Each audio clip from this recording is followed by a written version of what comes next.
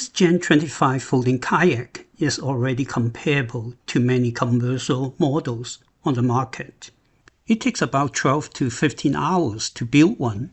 Because of its narrower width, I would say it is faster than similar folding kayaks you can buy today, but I'm always looking for ways to make it better.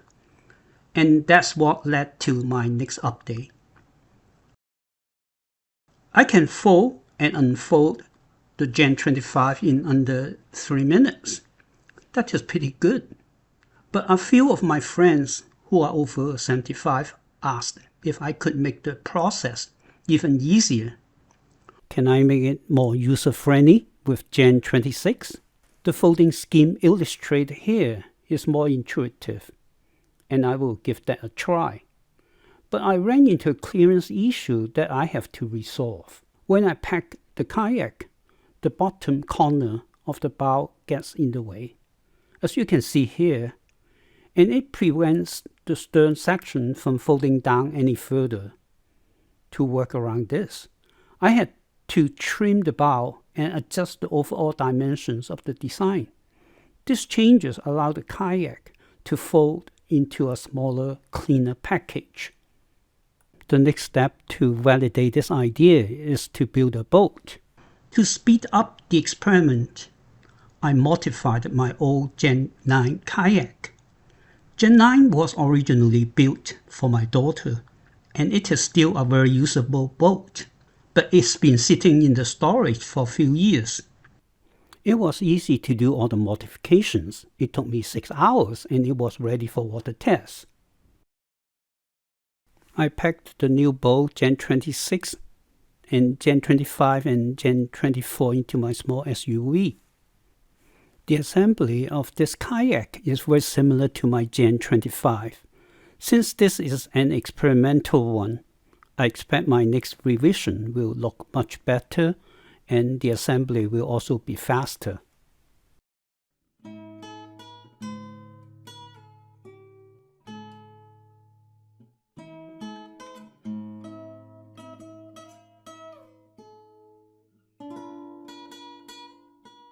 As you can see, I made a very aggressive cut at the bow. Does it look okay to you?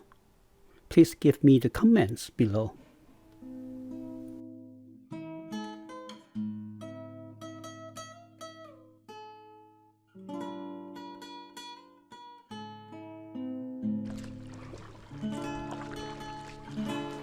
Since this prototype is mainly a platform to validate the new folding architecture, I didn't run a full hydrodynamic test, even with limited time on the water.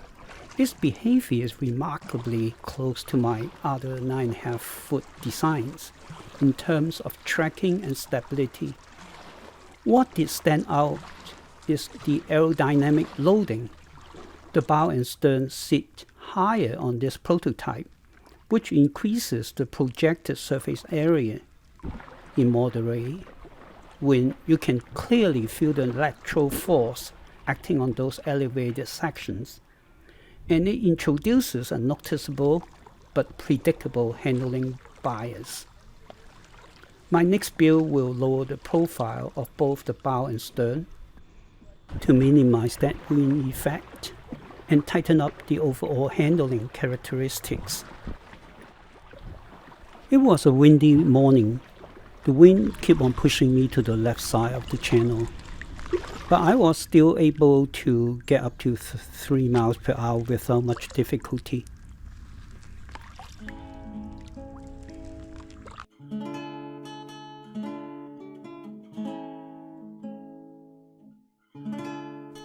Packing up this Gen 26 is way easier than the Gen 25. I think my friends are really going to like this version. It just folds up cleaner and takes a lot less effort. It feels like the whole system finally clicks the way it's supposed to be. I still need to fine-tune a few dimensions for the next revision, but those changes should make everything even smoother. If all goes well, I should have that update build ready to show you in about a month. Thanks for watching and let me know what you think about this design. If you have got other ideas or suggestions before I finish the next build, drop them in the comments below. I always appreciate your feedback and it really helps shape the next build. See you. Bye-bye. If you like my video, please give me a like and also subscribe to my channel. Thanks for your support. Bye-bye.